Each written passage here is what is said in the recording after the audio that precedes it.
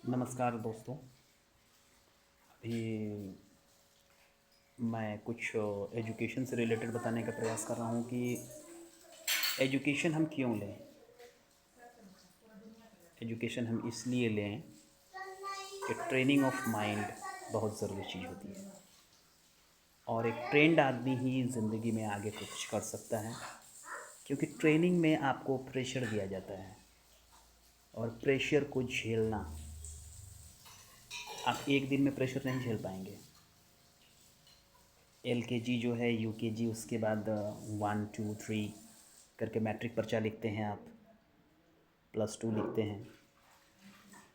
और मैं एक विशेष बात बीच में नोटिफाई करना चाहूँगा कि अगर आप मैट्रिक पर्चा लिख लिए हैं, +2 की तैयारी में हैं, तो मेरी कोशिश रहेगी कि आप भाई साइंस लो।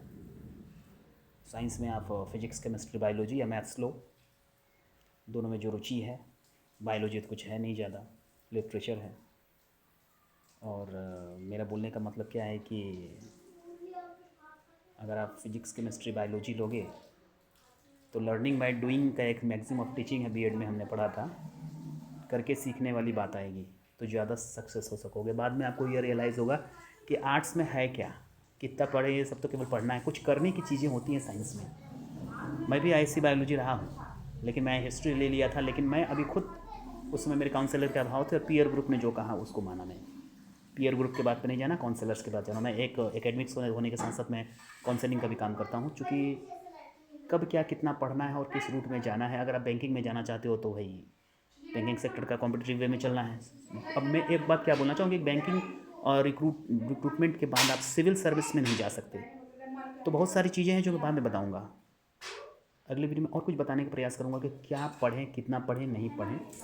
तो एजुकेशन में क्या है, एक चैप्टर पहले पढ़ें, NCERT से पढ़ें, क्वेश्चन आंसर्स को पढ़ें, रीडिंग करें, हिंदी रीडिंग करें, इंग्लिश रीडिंग करें और पॉइंट बाय पॉइंट वर्ड्स को समझें।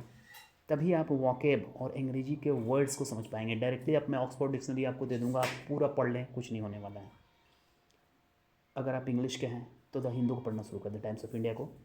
और हिंदी के हैं तो जो हिंदी के न्यूज़पेपर है, जो हिंदुस्तान वगैरह वगैरह, पॉलिटिकल पेज पढ़िए, कुछ एडिटोरियल, कुछ स्पोर्ट्स पढ़िए, कुछ इकोनॉमिक्स पढ़िए, जो विश्व परिदृश्य में भारत में क्या गतिविधियाँ हो रही है, फॉरेन अफेयर्स क्या है। ब्रॉड कंसेप्ट लाना होगा, कब से, जब से आप संभल गए। तीसरे चौथे क्लास से भी समझ सकते हैं। मैथ, रीजनिंग, GK की तैयारी करते जाना है।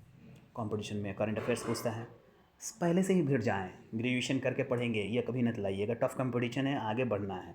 बेरोज़गारी एक बहुत बड़ी चीज़ है जिसके वजह से माइंड जो है डिक्लाइन हो जाता है।